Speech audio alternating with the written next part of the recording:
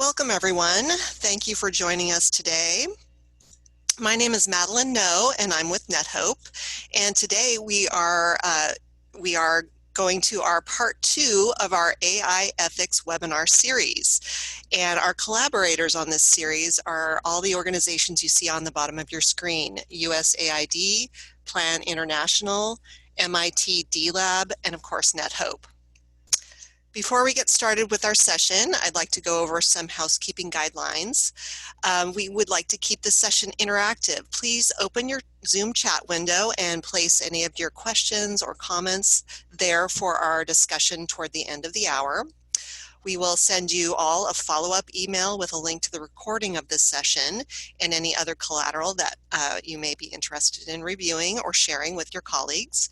And we also have a webinar satisfaction poll that will be presented after the webinar is over today, and we very much appreciate your comments. It helps us make these sessions better, and we hope that you will take a minute or two to complete that poll at the end of today's session.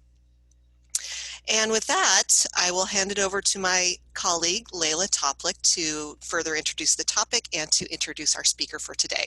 Layla? Thank you, Madeline. Good morning and good afternoon to all of you. And on behalf of NetHope's AI Working Group and our collaborators, it is my pleasure to welcome you to the AI Ethics webinar series. I see some of the familiar names who joined us last time. And today I'm joined by one of our closest collaborators on this topic of AI ethics, Amy Paul from the USAID Center for Digital Development.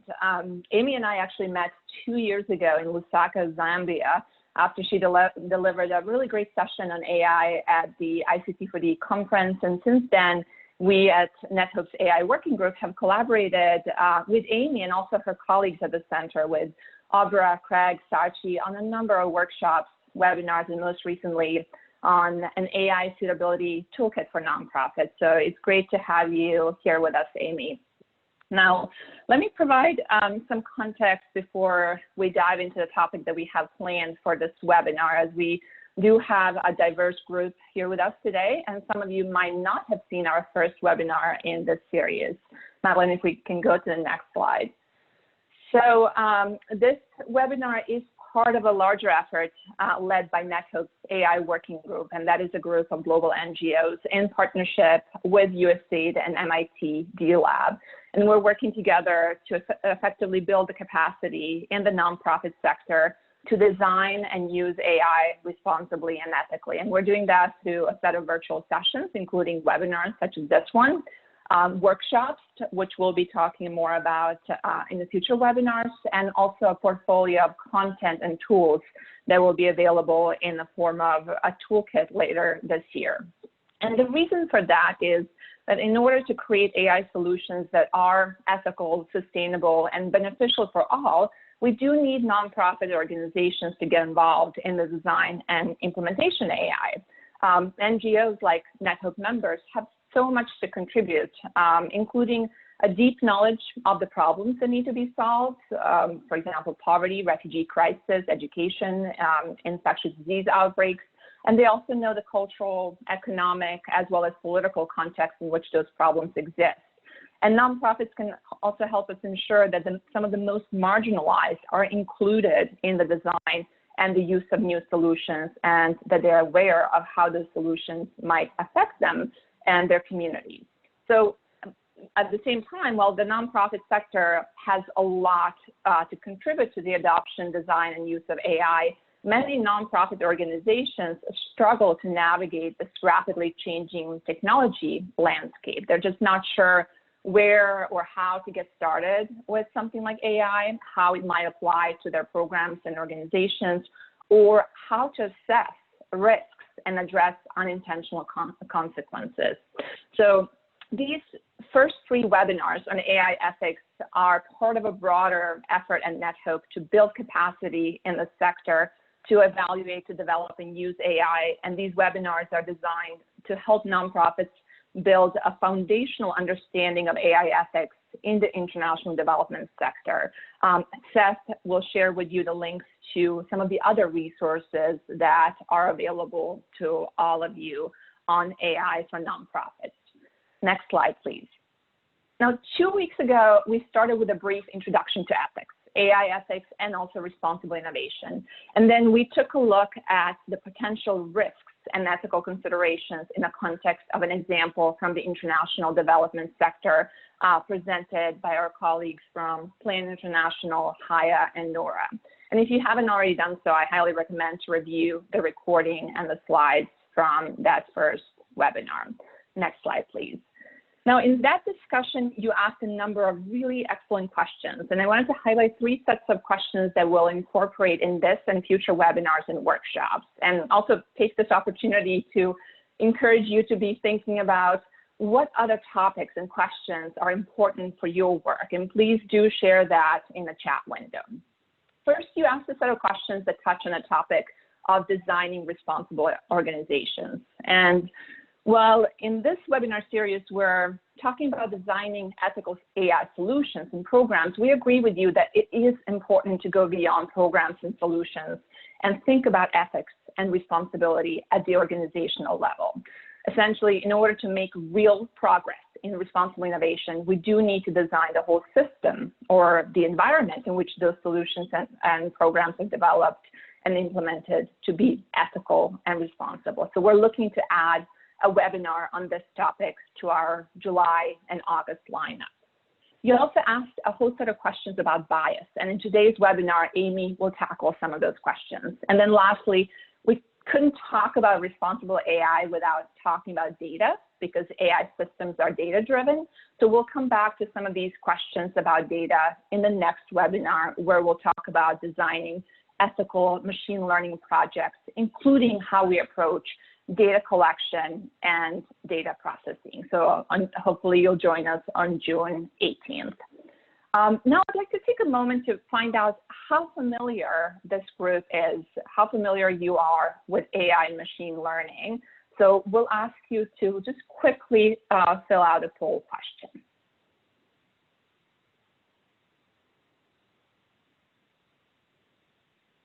And thank you for taking the time. So we'll give you a few more seconds.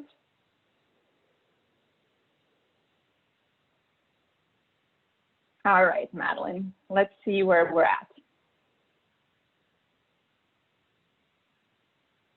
Oh, good. We have a really diverse group here. So if we go to the next slide.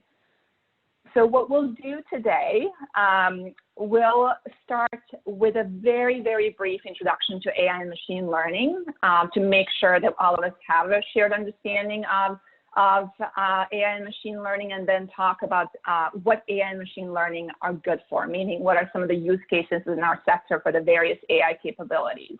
But we'll spend most of our time really exploring the risks in the context of values and ethical considerations that are particularly relevant for machine learning with respect to fairness. Next slide, please. Now, for the purposes of this webinar, especially for those of you who didn't get a chance to review the recording of the last webinar, I'll briefly define AI ethics and some of the concepts that Amy will reference later.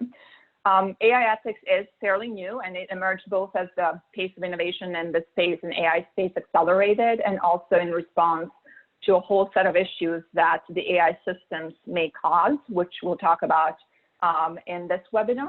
And we'll use a definition from the Alan Turing Institute for the purposes of this webinar, where AI ethics is defined as a set of values, principles, and techniques that employ widely accepted standards of right and wrong to guide moral conduct in the development and use of AI technologies.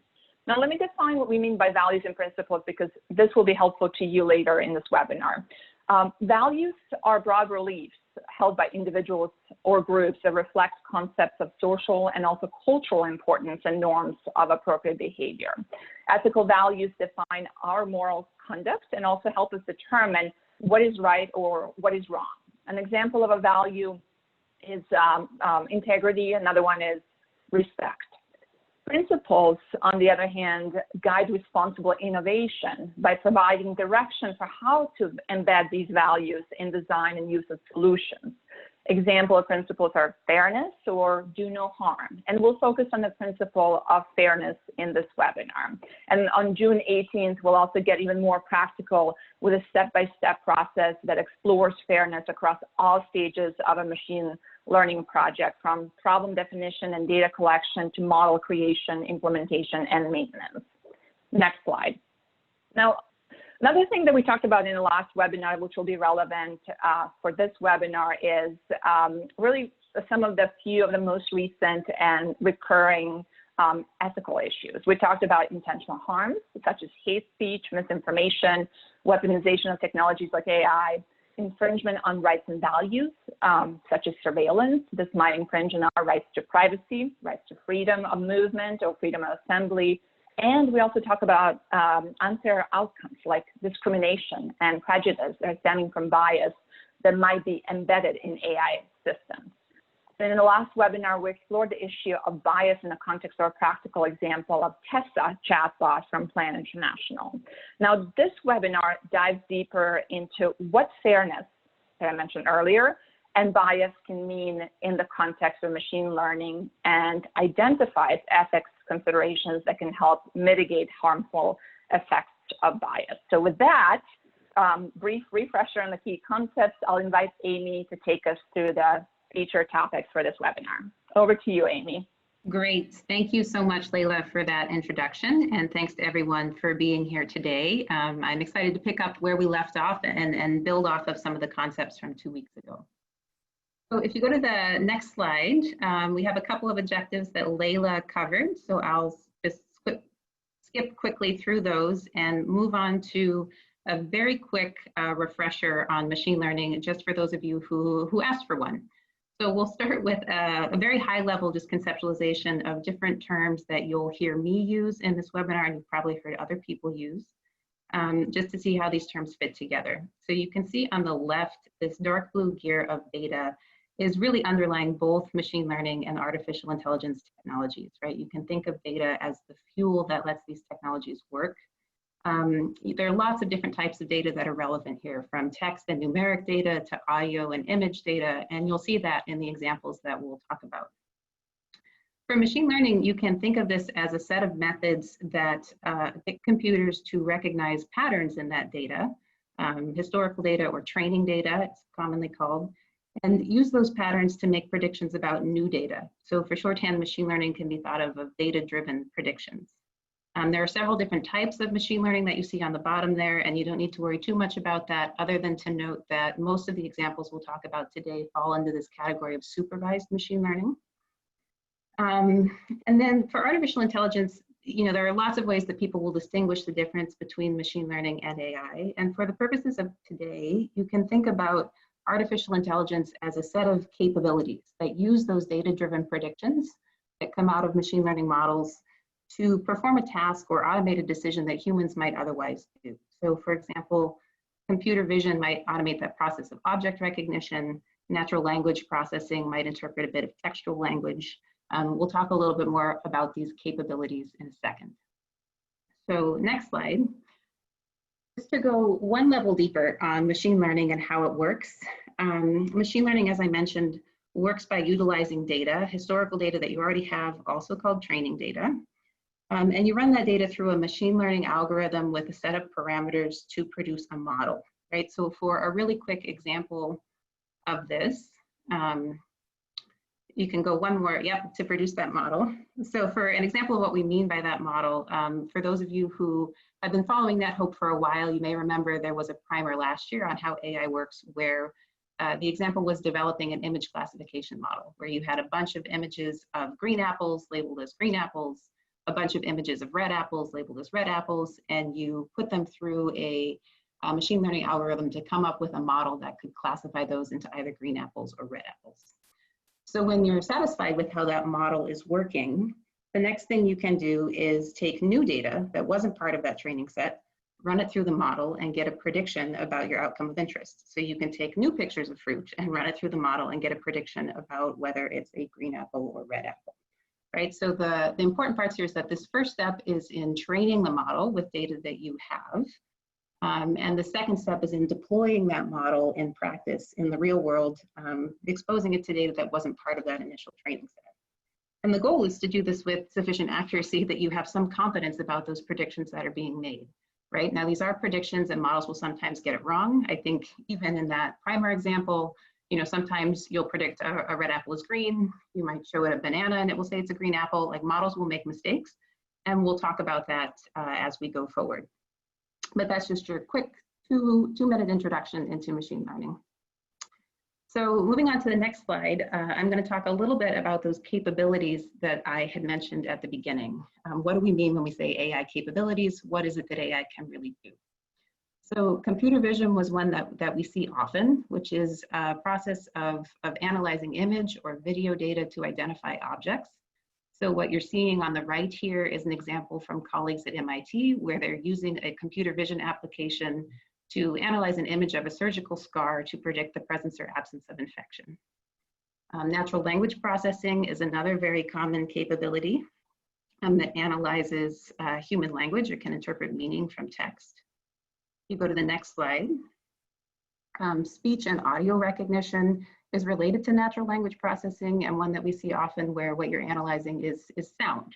So for example, in this picture, you're seeing an image of chainsaws. There's a company called Rainforest Connection that uses machine learning models to analyze the sound of chainsaws to send an alert about illegal logging. Speech recognition is another application of this you often see with natural language processing to do speech-to-text translation, which I'm sure we're familiar with.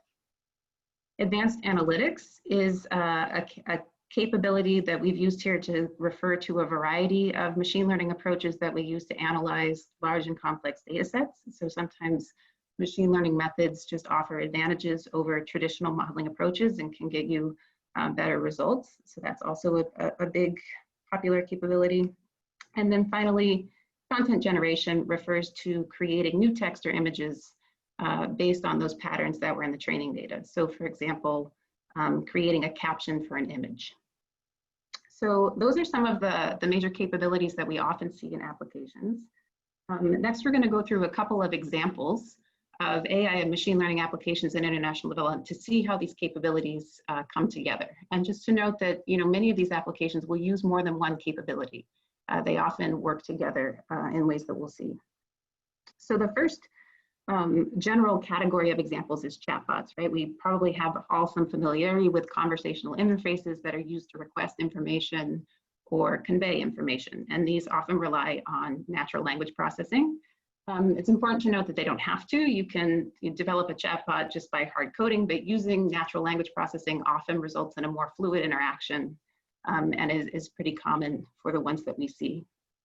These are also ones where you see that layering of capabilities. So for example, the Tessa chatbot we heard about last time might use machine learning to make those predictions about what job opportunities are best placed for young women of particular skill sets and convey that information through a conversational interface in a chatbot. You see these in lots of different sectors. So you see an example on the left of Arifu, which is a chatbot that offers a digital learning platform and connects farmers to information on agricultural entrepreneurship. World Food Program has explored chatbots as a way of providing information on food distribution to its beneficiaries. So lots of different applications in lots of different sectors used to convey information, oftentimes directly to beneficiaries. Next slide. Another category that we see often is text and image classification and humanitarian relief. So using computer vision or natural language processing to rapidly process information after an event.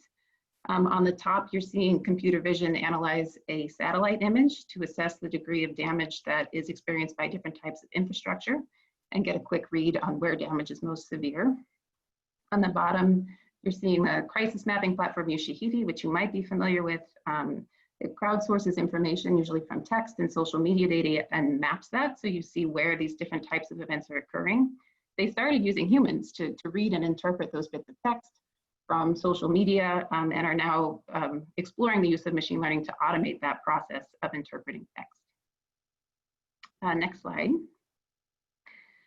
Another example that we'll talk a lot more about today and next time as well falls under this category of making personalized predictions or ratings. Often these are behavioral type predictions that will use that advanced analytics category, sometimes natural language processing, to analyze diverse types of information to make a prediction. And so a common example is in this realm of financial inclusion, where we see AI used to develop what are called alternative credit scores, or credit scores that rely on other types of information besides banking history. You know that lots of people don't have a history of having a bank account or any financial transaction history that would otherwise be used to predict creditworthiness. And so many are using other types of data to try to get a prediction about that. When you hear, you know, I can get a credit score from your smartphone, what does that actually mean, right? And so this graphic here gives you an example of how sometimes inferences can be drawn from data that is gathered from your cell phone. So that can include things like the frequency of texting, whether or not you gamble, how much you're using your battery, all of these little pieces of information that on their own we wouldn't typically associate with giving us confidence about whether or not you'd repay a loan. But machine learning is able to find patterns in this kind of data and make predictions that have actually offered a lot of application in the field of financial inclusion. So we'll talk more about those as well. And the last broad category, next slide, of examples I want to talk through are vision and audio diagnostics. So we see this a lot in the health sector, but again, drawing off of computer vision or audio recognition. You'll see applications here on the left, that one I mentioned before, where computer vision is analyzing an image of a scar to detect infection. In the middle, there's an example of a company called Uvenwa that uses audio recognition to analyze the cries of babies and predict the risk of asphyxia earlier than we might otherwise be able to. And on the right, another computer vision application of using an image to diagnose malaria. That's from the Makerere University's AI lab in Uganda. So lots of examples in lots of different sectors. If you go to the next slide, what I want to do now is start to transition back to this discussion that we started last time about values, right? We just went through all of those examples, and you might say, that was great. You know, what are we worried about? And I think as we started to highlight in the last webinar, you know, it's not just about exploring the new use of technology, but recognizing that the way we do it can take a lot of directions. And in particularly with AI and machine learning, this idea of responsible innovation has come to the fore because of how easy it is to actually end up causing harm unintentionally. And so what we'll do in this section is take a look at some of the values and considerations that are particularly relevant to that principle of fairness. You know, as Leila mentioned, there are lots of other principles that we care about, but there are particular considerations that help us understand what fairness looks like in machine learning, and that's what you're seeing on the slide here. Just to note, the considerations here are not by any means definitive. There's been a lot of thinking about fairness in machine learning, and we're not the first to articulate these. What I'm going to do today is pull out some of these as ones that have a broad consensus behind them and try to put them in the context of international development. And just so you know where we're going, with this webinar, what I'm going to do is talk through these considerations and what they mean, talk about what they are and why they're important in machine learning. And next webinar, we'll actually focus on going through an example where you can see how these considerations show up in the process of developing a machine learning model. So today we're talking about, you know, what they are and why they matter, and next time we'll talk about how they manifest in a little more detail. So for the next set of slides, what you'll see me do is take one side to explain the consideration and that we're talking about, and then after that we'll talk through some of the risks that can rise when we are not paying attention to it. We'll go ahead and go to the next slide. Great. So equity is the first consideration I want to talk through, and this is probably one that you all have an intuitive sense of what it is and why it matters. But with respect to machine learning and AI in particular, equity is asking about whether or not the use of machine learning models and the tools that they underlie are resulting in disproportionate benefit or harm across groups, right, across segments of the population. So I just want to clarify a couple of things with this that are easy misconceptions. When we talk about equity, we're not saying that a machine learning tool has to produce the same result for everybody, right? The tools that I just went through in the examples are often meant to triage or target resources or provide a diagnostic. You can imagine a credit scoring tool that says everybody is likely to repay their loans wouldn't be very valuable, right? So it's not about everybody getting the same result. We're also not saying that machine learning models will never make a mistake, right? If you remember from that very beginning walkthrough, these are producing predicted outcomes that we hope are right a lot of the time, but they're not perfectly accurate, and there will be cases where models get it wrong. Sometimes that's misclassifying an image. Sometimes it might be denying somebody credit who would otherwise get some, right? And these models will make mistakes. What we're concerned about with equity is really when the harms that come from those mistakes start to occur systematically in a particular group, right? So we start to see patterns in who's experiencing that benefit or harm, and we have to ask, you know, what's driving that particular pattern of outcomes? Is it perhaps that there is some underlying bias that we need to be aware of? And so I'm going to talk through a couple of different ways in which machine learning technology can produce disproportionate benefit or harm. These generally cover a lot of the different examples that you'll hear when people talk about bias in machine learning, but always more to talk about in the discussion as well.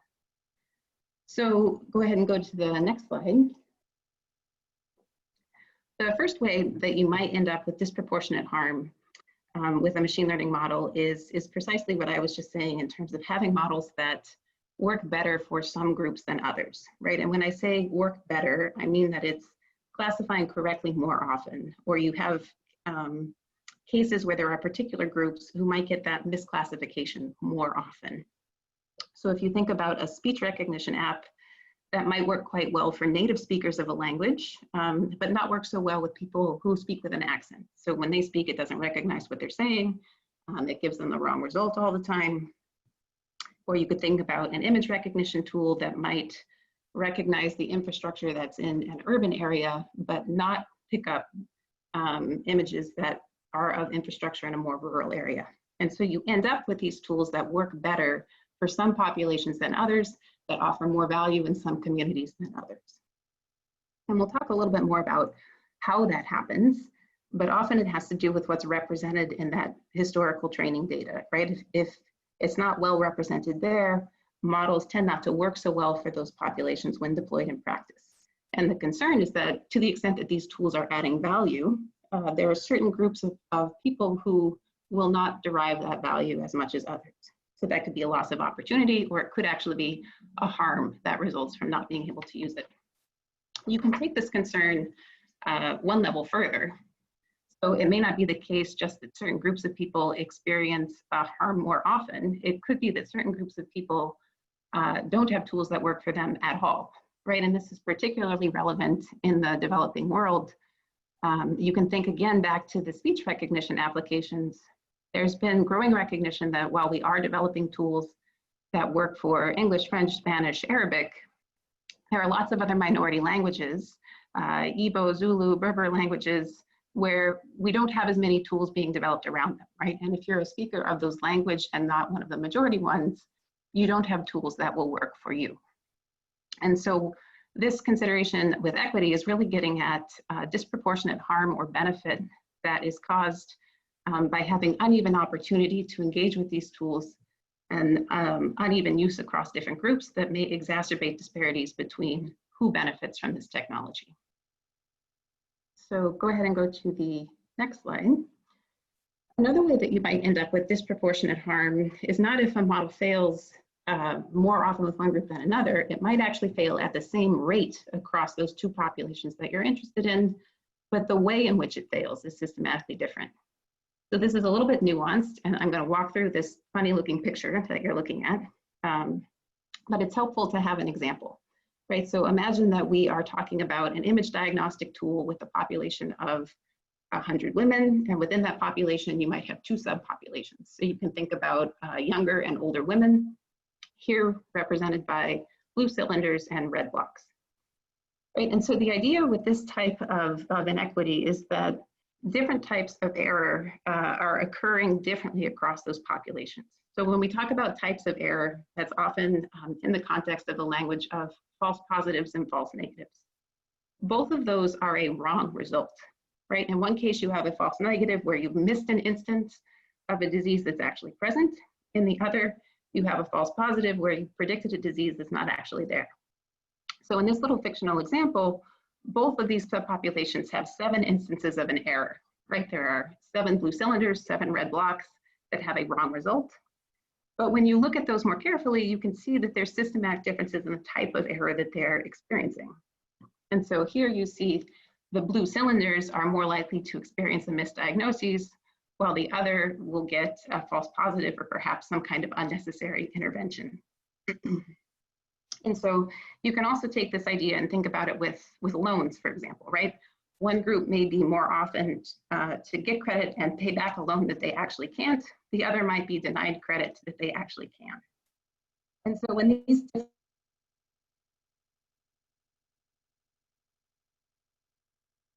and this can be particularly relevant for applications that have very significant real-world decisions that are based on them, right? Whether that's a health application where it depends on your ability to get treatment, or a credit application that might give you resources that are particularly important to your well-being.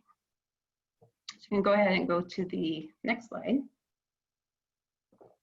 And the third way that you might end up with a disproportionate benefit or harm has less to do with model failures or mistakes. It may be that the model performs technically quite well across populations, but the results that it's producing are actually following an existing social bias that we don't actually intend to reinforce. So you can think back to the last webinar where with a Tessa chatbot, women were getting these gendered job predictions. The model wasn't necessarily wrong, right? Based on the data that it was trained with, you could see how the skill sets and the interests expressed would lead to particular predictions. But it's also true that those might lead to other types of jobs that we weren't recommending, right? And so in this case, the machine learning application was reinforcing a trend of funneling women on a particular track to particular kinds of opportunities and not others. And so I think there was a question last time that Layla had raised about bias versus facts that we just don't like, right? How do we know that what we're seeing is a bias versus something that we just don't like about the world? And I think this is a really good example of where looking at model performance doesn't necessarily tell you that there's a problem. It takes a really reflective group of people to recognize what's happening and see that you're reproducing something that is embedded in your data that you didn't really intend to. So none of these concerns about equity are specific to machine learning and international development. You know, we care about equity in machine learning no matter where it happens, but we need to be especially aware of these kinds of inequities because so much of the work that we do is about mitigating disparities between groups.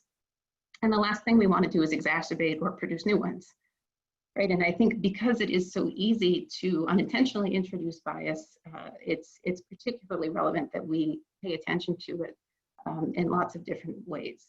So the next considerations that I'm going to talk through are relevant because they help us understand why models are making the predictions that they do and how likely it is that we're able to identify and see when a bias might be present.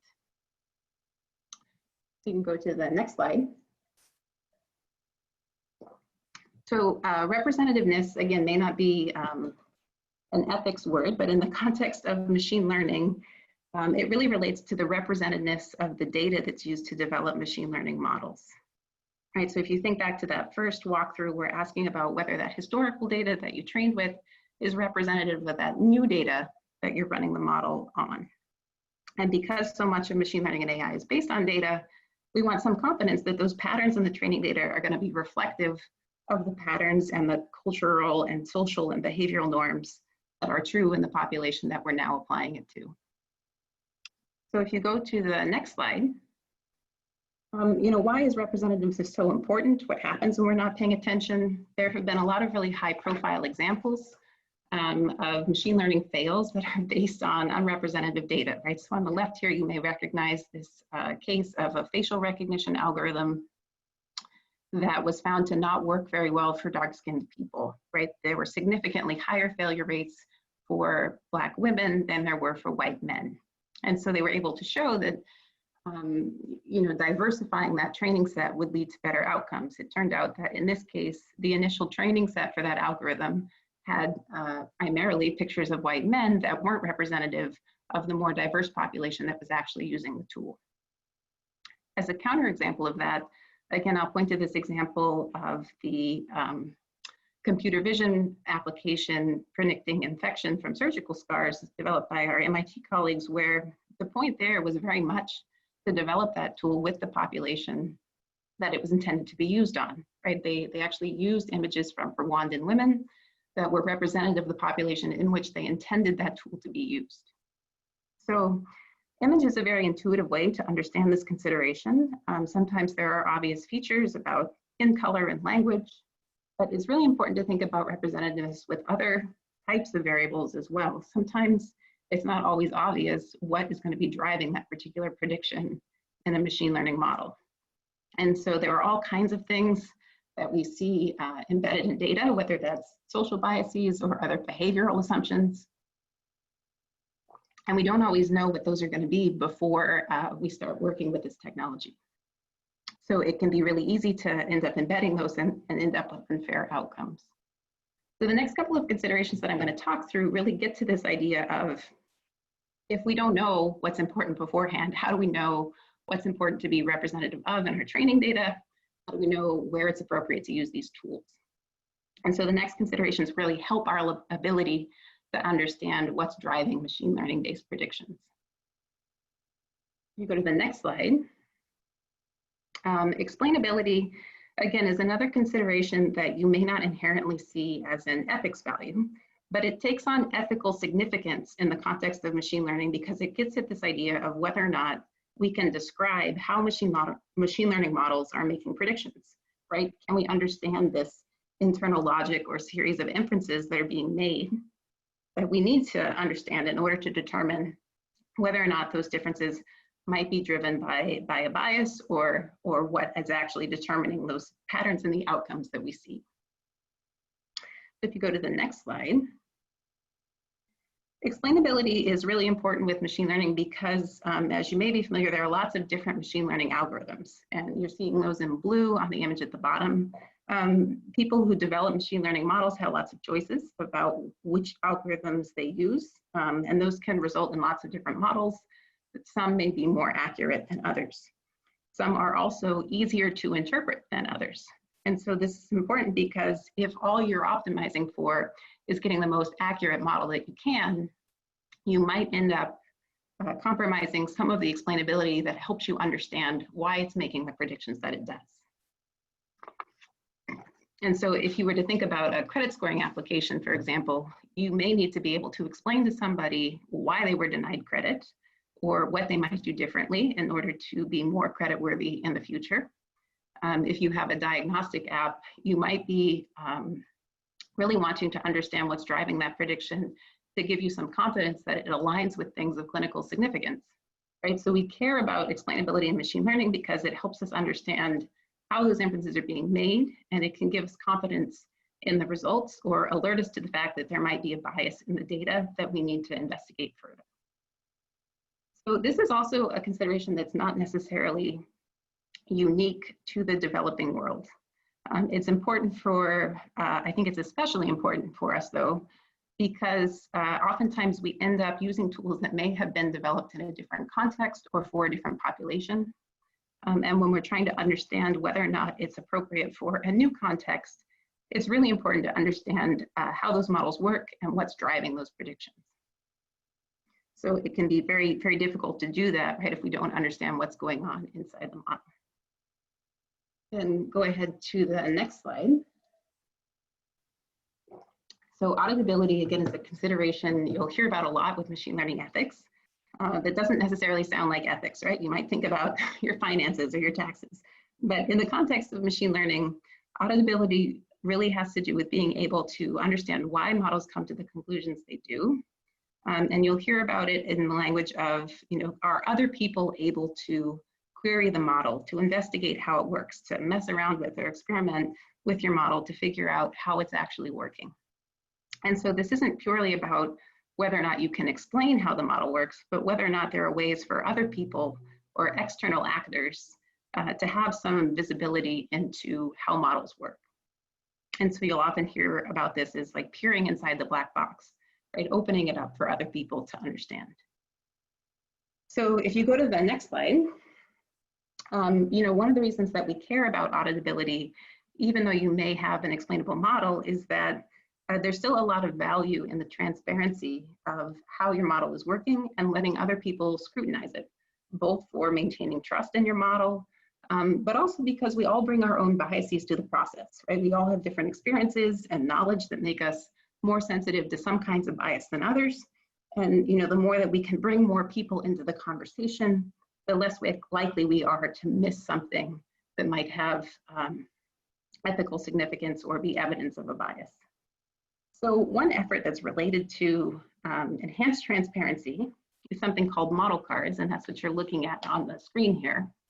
Model cards are sometimes talked about as like nutrition facts for your machine learning model, right? It's really about enhancing the transparency and showing a lot more information about how models work, showing performance over different populations, describing where that training data came from, describing the original purpose of the tool you might be interested in using, all of these things that make it easier for people who may not have been around when it was first developed, who may not be coding experts, to have some visibility into how that model works and for whom. And so the relevance here, again, towards fairness, is that being able to assess whether a machine learning model is going to produce biased or unfair outcomes in the context you want to use it requires having this visibility into how it works in different situations. And if we don't have that transparency into how they work or what changes when you change that new data that you're using it with, we run the risk of using a model that can unintentionally introduce bias. And so the last one I want to talk about, if you go to the next slide, is accountability.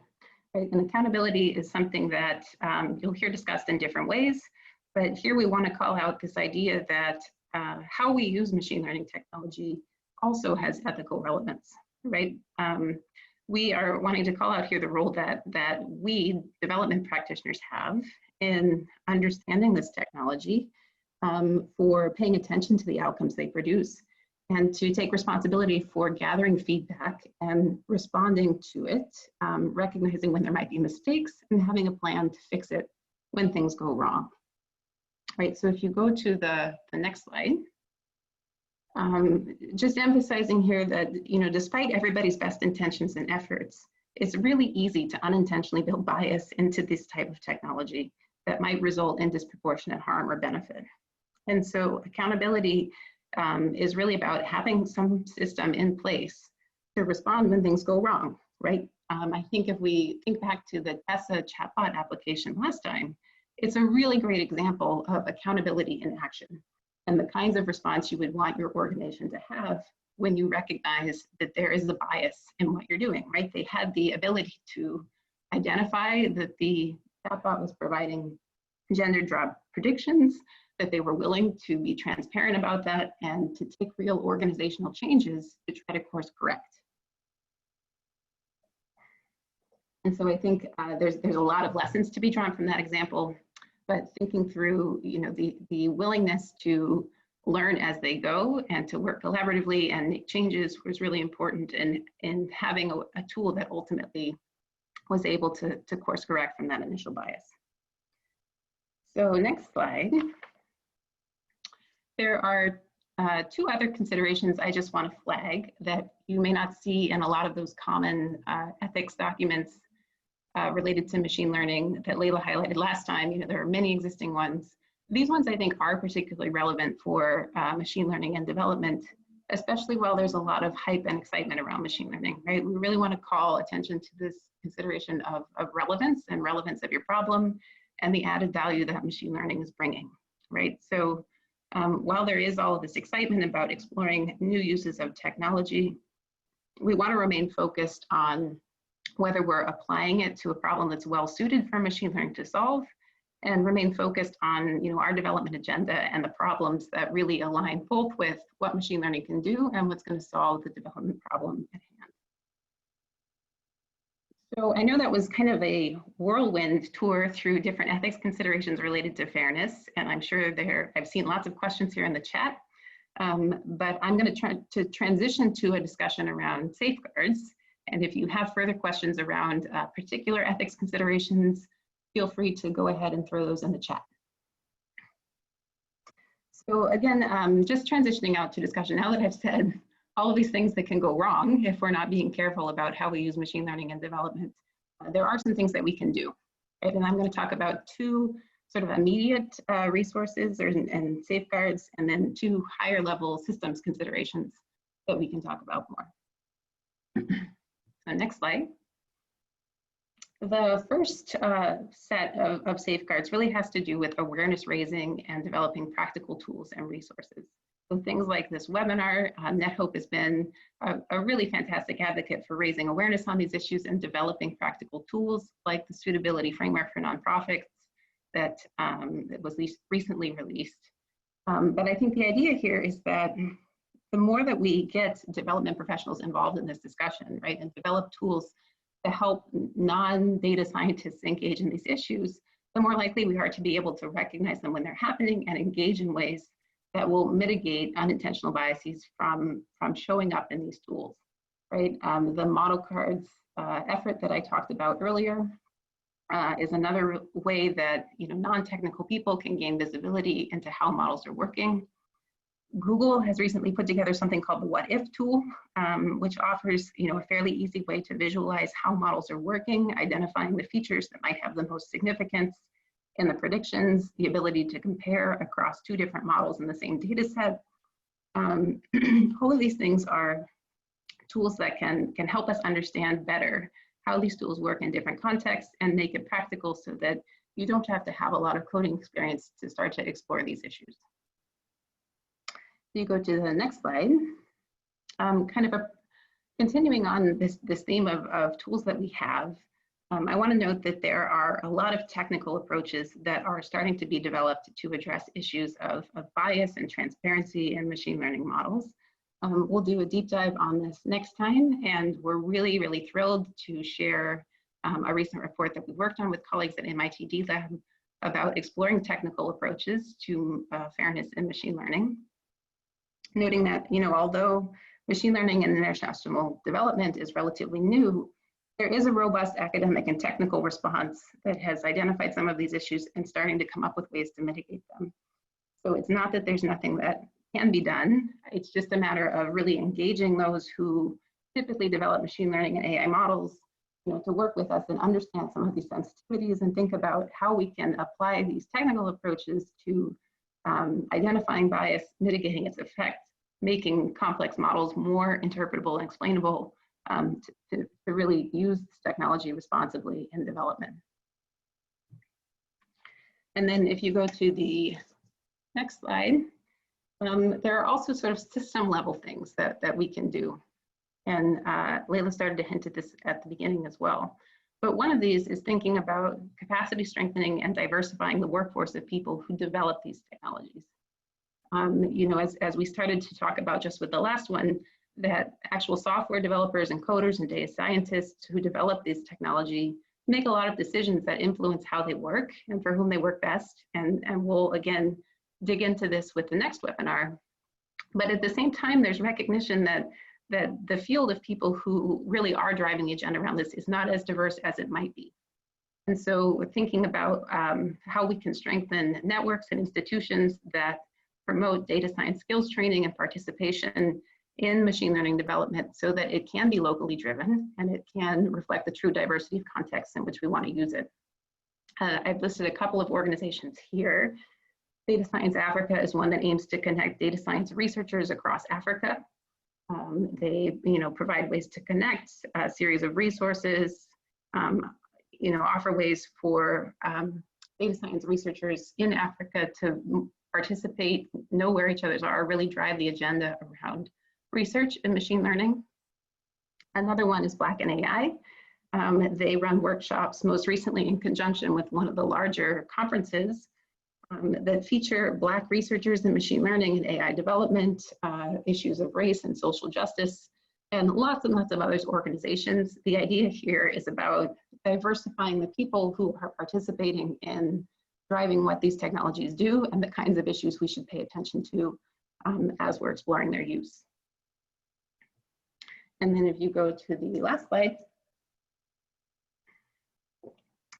just going up one level further, we can also be thinking about background digital ecosystems in which machine learning and AI technology are being created and used. and really striving to strengthen those ecosystems in ways that produce fair and inclusive machine learning technologies. Right? This is a core focus of USAID's new digital strategy. Thinking about how we strengthen ecosystems for responsible use and how that can help achieve development outcomes and advance countries in their journey to self-reliance. What that looks like in terms of machine learning could be a lot of different things, and I've put just a couple here. One might be strengthening inclusive and secure data sets. So that question from the beginning about, trying to improve quality and inclusiveness of data systems is an ecosystem question. Right? And thinking about how we give ourselves more inclusive ingredients, to develop this technology. Another one might be supporting local innovation and diversity in startup ecosystems, again, driving for that locally developed technology, and also strengthening policy frameworks for fair and accountable use of digital technology. Right? A lot of these issues of data sharing, consumer protections, transparency around machine learning are going to intersect with a lot of the applications that we see. And to the extent that those become part of formal policy frameworks or institutional frameworks, we're strengthening that enabling environment to use this technology responsibly. So I'm sure there are lots of others. I'm going to pause there so we have a few minutes for questions and discussions. Thanks so much. Great. Thank you so much, Amy, for this fantastic deep dive into fairness and bias and what they mean in the context of machine learning and ethical considerations that can help us mitigate harmful effects of bias. As we transition to the Q&A and give Amy just a moment to get some water, what I'd love to do is just ask you a question that we asked last time, and that is really to help us curate the next set of topics that we'll be focusing on over the coming months. So specifically, what topics you would like to see covered in future AI ethics webinars and workshops. So whether it's more about ethics in general, examples from nonprofit sector, tools, and so on. So if you can just take a few seconds to share that with us, and then we'll get into the questions.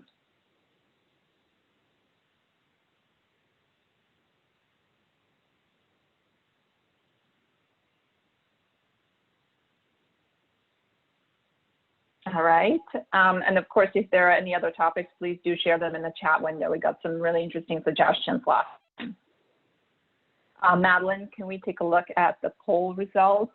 So there is clearly a strong need for practical tools, as well as more examples like TESA, for example, some of the examples that you've shared, Amy, and then how tech companies and policymakers are approaching AI ethics. So thank you for sharing that with us. This feedback is super important, and as you've seen, we're incorporating your questions in these upcoming webinars. In fact, there are a number of questions that you've asked that we will be covering in the next webinar when we dive deeper into the different stages of a development of a machine learning project, which also includes data collection and training of the models.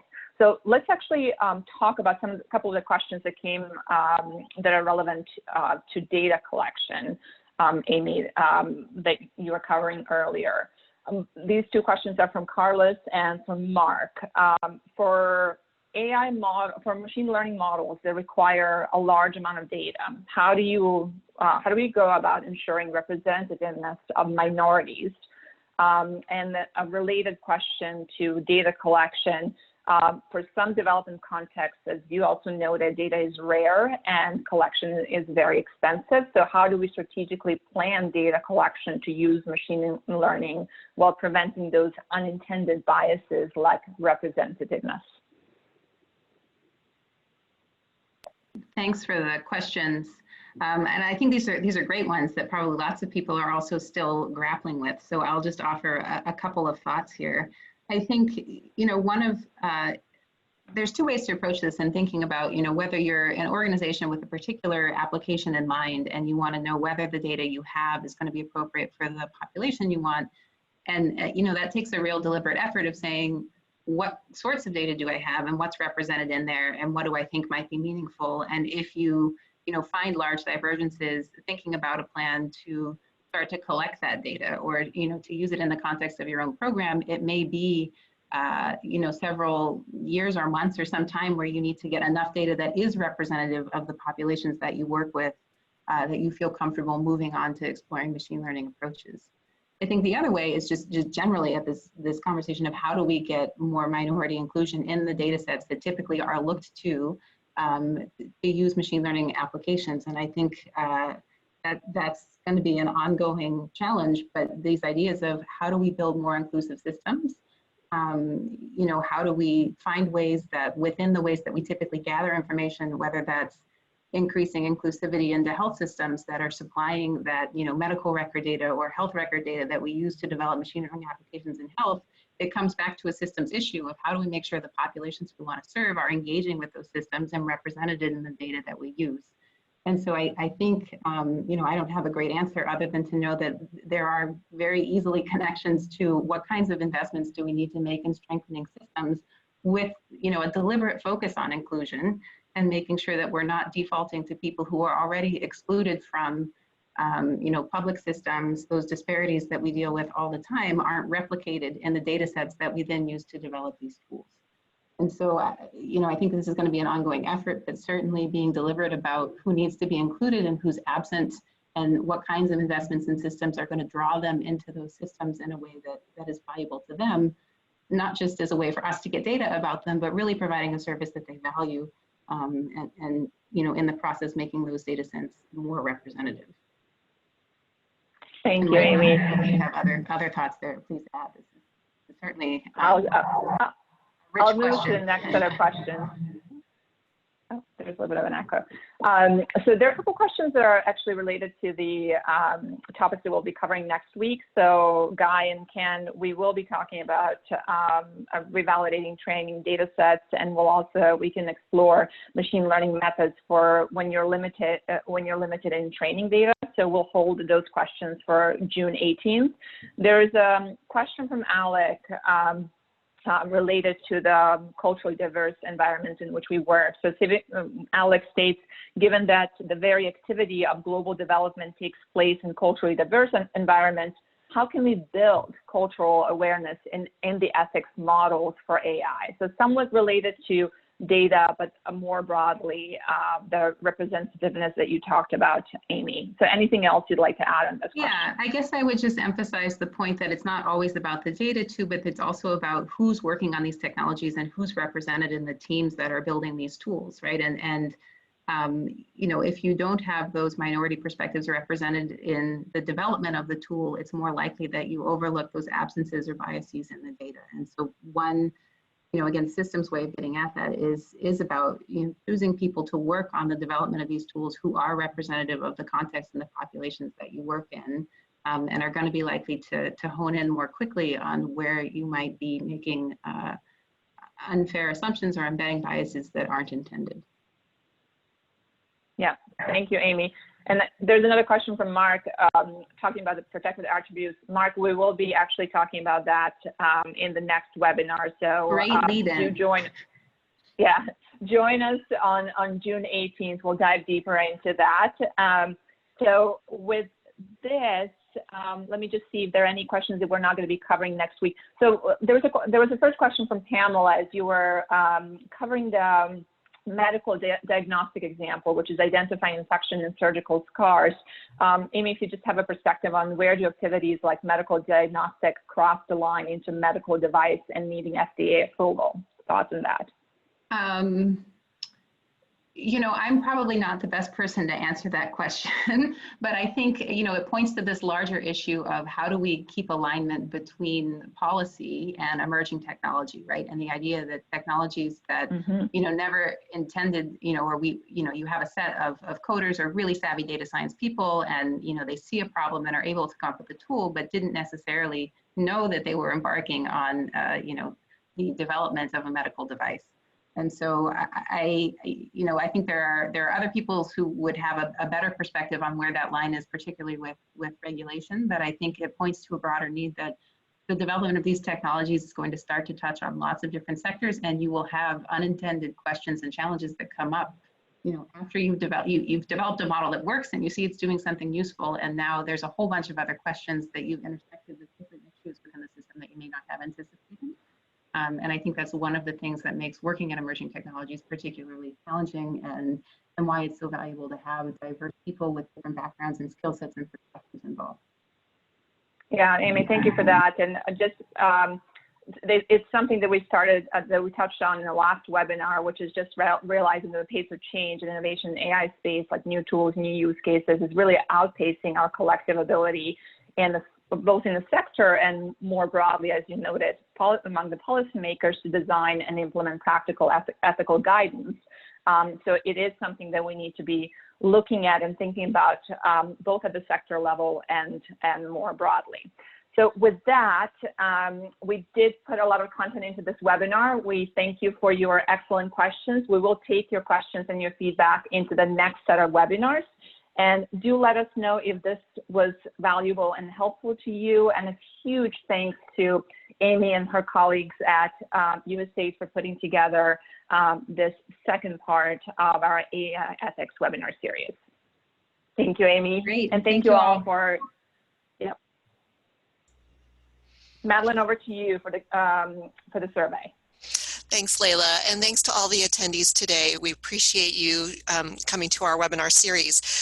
Please take a moment to complete our webinar satisfaction poll. There's a link in the chat window, and we'll send it a link as well in the follow-up email, so look for that later today. It will also contain a link to the webinar landing page where you can access the recording and other collateral from today's session. And please come to part 3. It's an exciting topic and we'd love to have you. So please have a great rest of your day, and thanks for coming.